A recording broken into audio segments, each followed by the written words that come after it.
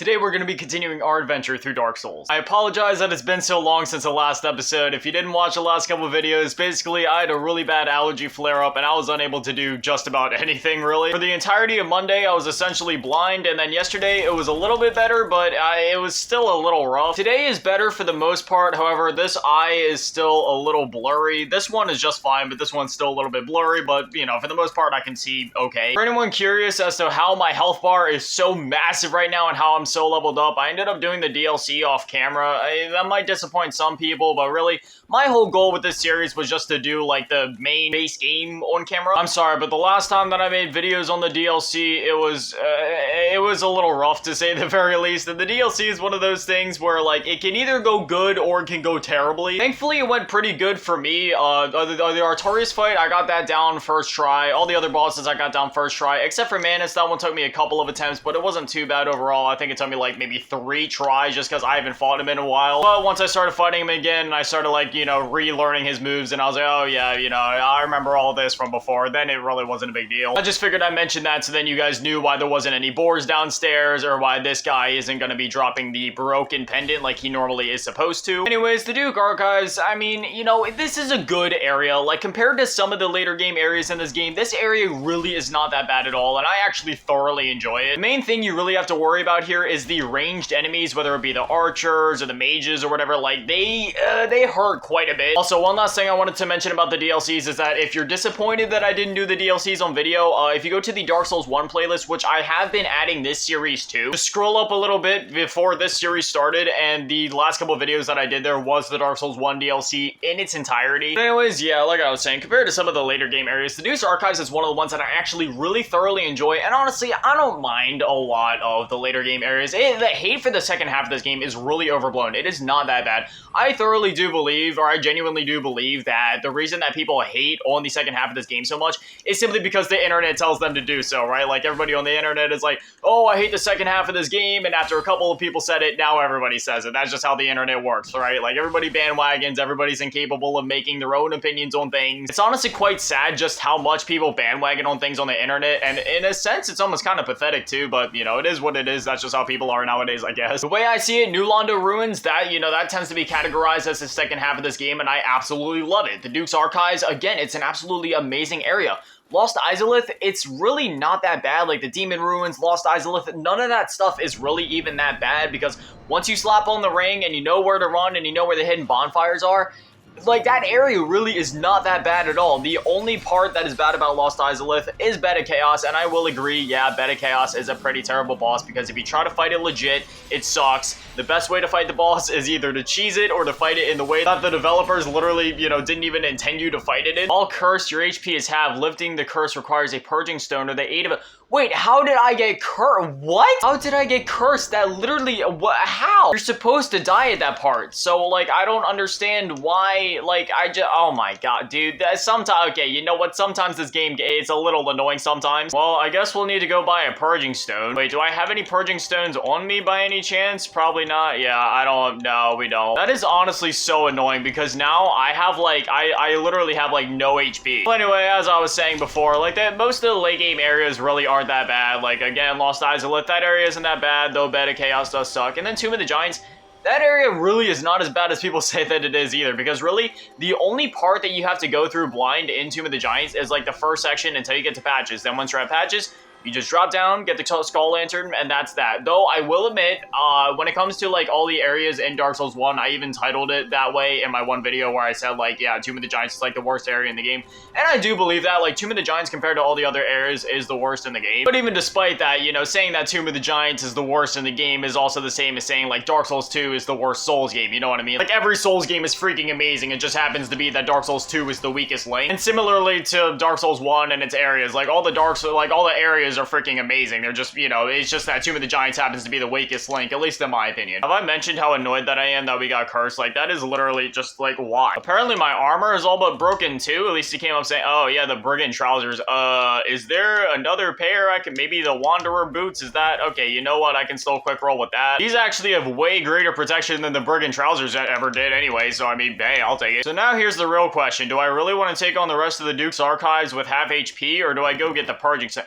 Where do I even... I'm pretty sure I have to go talk to the person in the church, right? Or am I thinking of a different thing? I'm pretty sure the one merchant in the sewers also sells purging stone. I want to check out the one in the sewers first before we go to the church. But even then, once I get the purging stone, I forget how I'm supposed to use it. I think I just eat it. I've honestly only ever been cursed once in this game, and that was in my first playthrough when I fell down in the depths with the basilisks. This part isn't too tricky. You just gotta run around all these archers out here. Again, like, the only part that's really gonna be challenging about this area is just, like, how many ranged enemies there are. They can kind of be a pain. You also got more of these, like, magic dudes or whatever, just, you know, one slash and they're down. That being said, I'm gonna run past literally everything because we got our next bonfire coming up here. Well, we almost had our next bonfire coming up, except now I'm getting cornered. Okay, we got... I got one shot. What? I got one shot. Oh, yippee. It spawned me all the way back here. I love this game, but that doesn't mean that it doesn't get on my nerves sometimes. And he's gotta come up here, turn this staircase. I'm praying that we don't get shot by, like, another ranged enemy, man. Oh, man, that takes me off pretty bad. Like, normally ranged enemies in this game aren't that bad, but these guys just hit different. Like, they do so much damage. We're gonna take out this. Like, normally I run past a lot of the archers here, but, like, nah, dude, we need to take these guys out this time. We're almost there. We just need to make our way over. Oh, no, magic. Magic hurts. Magic hurts really bad. Okay, dodge, and then we gotta heal. Oh, no. Okay, yeah, magic hurts really bad. Just gonna run, dodge, and hit him with the poke, and you're dead. We're gonna go ahead and spin this thing back around this way, because we go out that doorway, that takes us to where we just came from, so we want to go to the one right over here. Once we go down this way, this will allow us to, like, open up a shortcut, so then we're able to get to... Oh, wow, I just realized we're actually almost at the boss already. Anyway, just want to come over here, open up this lever, or pull this lever, or whatever, and it'll open up this bookcase, which then takes us out to another bonfire. Now, it's probably a bad idea for me to fight Teeth with, like, half HP, so we're gonna actually warp back to, I guess, Spiraling Shrine for a moment, and see if we can buy a purging stone. I'm praying that I have enough souls. I mean, I don't have any, like, other soul thing items on me, so if 4,000 isn't enough, we're gonna need to go grind them. Please tell me you're the merchant I was thinking of. Please, please, please. Oh no, it's 6,000 souls. I'm so close. Well, in that case, okay, we need to come up with some souls really fast. How can I get souls? Is there... Oh man, I am blanking right now. Change of plans. We're gonna homeward bone, and oh god, where do I even go? You know what? It is what it is. I came all this way. I mean, we can try to fight Teeth like this. I don't know how well this is actually gonna go, but, like, I'm gonna try. I don't know if I'm allowed to use humanities while I'm cursed. I've never tried that before, so I'm just gonna resort to that for my healing. If you're new to this game, I would not recommend ever using your humanities for healing, but I've played this game enough times, I'm not too worried about it. Here we are in the Crystal Cave. This area is really short, and this really just kind of serves to be, like, you know, the path to the boss. This is definitely one of the lengthier runbacks in the game, and it's definitely one of the most annoying on your first playthrough, but once you learn, like, where the invisible bridges are, it's really not a big deal. Like, you'll memorize it pretty easily. Just keep an eye out for, like, the method, where, like, the message is and where, like, the snowflake things are falling, and then literally just, like, go straight most of the time. Just kind of follow the snowflakes, and you'll be just fine. You got this gold golem, just kind of run past him. You can also fight the moonlight butterfly down here again if you wish to do so. Personally, I never do so. And you got another invisible bridge here. Again, just kind of run towards the snowflakes. Most of the times when there's an invisible bridge, it's going to be a straight path. I'm actually curious, can we use humanities to heal while we're... Oh, we can heal. Okay, you know what? So we'll be able to do this boss fight. I gotta be careful. I don't want to spend too many humanities now. I probably should have actually saved that one that I just spent, but I mean... 15 until the end of the game. I mean, I already have Firelink Shrine kindled, so yeah, that'll probably be enough. Anyways, here we are at the boss fight. Go ahead, skip the cutscene. We skipped all the other cutscenes in the game up to this point anyway. You cannot actually do any damage to him until you damage this crystal back here. I was running in the wrong direction, because normally when you come through the fog wall, he'd be facing the other way, but I forgot. When you go in here for the first time, it's, you know, it's behind you. But anyway, you break that crystal, and now you can damage him, because if you try to damage him before you break that crystal, you're literally going to be doing nothing to him.